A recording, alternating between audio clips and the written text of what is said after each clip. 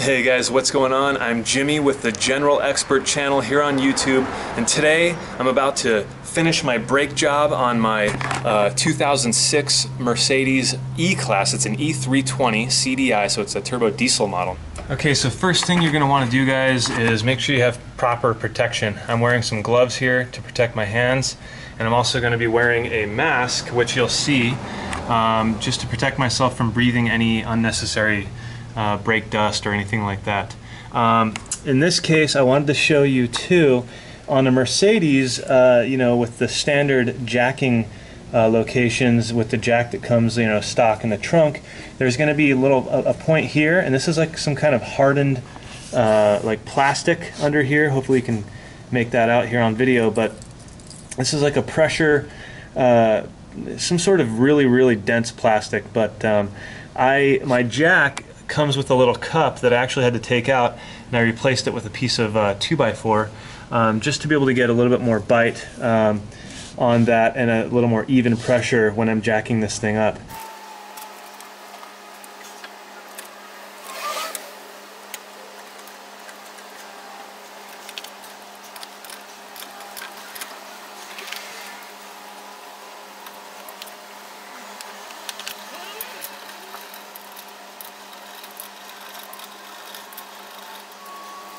Okay, so what we got going on here is just our brake rotor, and the brake pads are in there inside the caliper, and on the back side of this caliper there's some Torx heads that are located inside this little rubber piece here.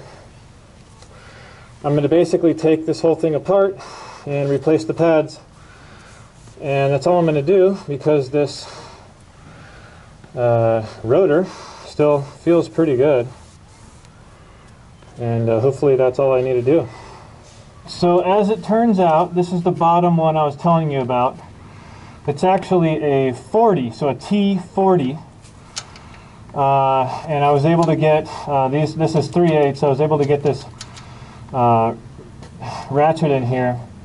What I was using before was just a single, man, I forgot what they're called, you know, a single piece, a single arm, and it just was, this control arm here was too, it was too much in the way. I couldn't do it. So T40, here's the other one here. They're inside these little rubber kind of grommet areas here.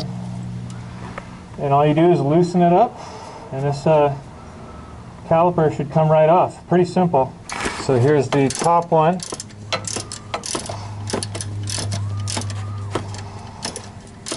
Pretty easy to come off, nothing too strenuous there.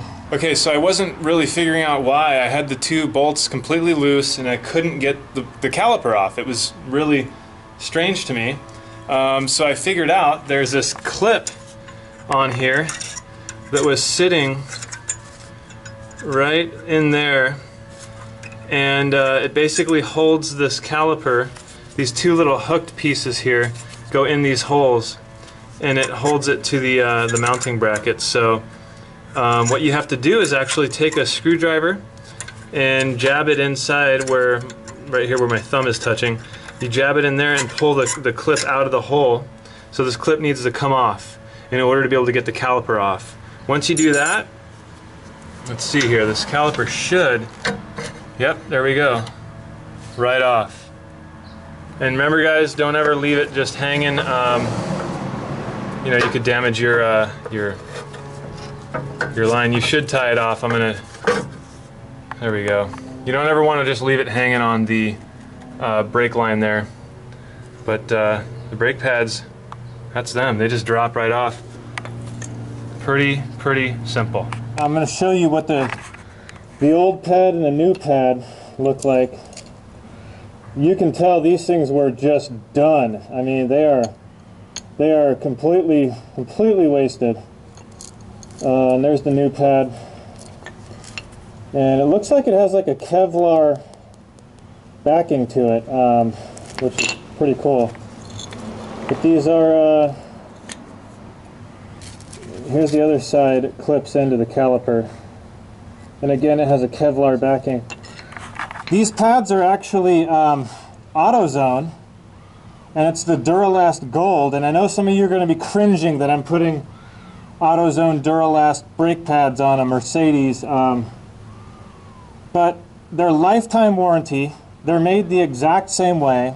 They're semi-metallic. They're OE, exactly what's coming off of there. Why wouldn't I use them? They only cost me, I think for the front set it was like 70 bucks. For the rear set it's like 50. If I ever want to change my brakes, I'll bring them back in and get a brand new pair for free. I changed the front brakes last week, like I said, and they've just been working out great. So that's them. And like I said, Kevlar. It looks like Kevlar. I could be wrong on that, but looks like a piece of Kevlar chilling there. One thing you need to make sure you have when you do a brake job is a C-clamp. And the reason why is because the piston in the caliper is going to be fully extended because your brakes are gone. So the piston has to be fully extended in order to be able to press the brake against the rotor. You can put the new brake pads in, but the problem is there's not going to be enough room because the piston is all the way out to put it back on the rotor. So what you got to do is use your C-clamp to press that piston back into the caliper. So I'm just going to attach the C-clamp one end here and one end on the other side here. And I'm just going to basically squeeze this piston back into its hole to drive it back home, and that'll be that. You can see what I mean here.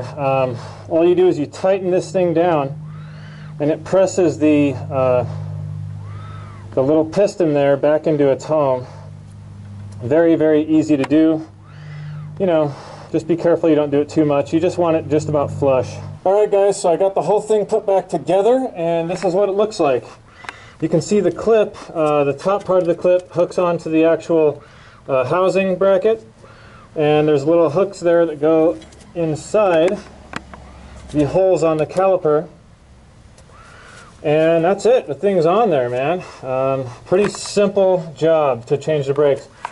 You know, I probably could have changed this rotor, but they're only 50,000 miles old, and they don't feel too terribly bad. But at some point I might end up changing those. I just didn't feel like doing it. Remember to check down in the description below for more information and links going to all of these products. And I'll even put links down to where you can find the Torx bits to use for this job. So thanks guys. Peace out.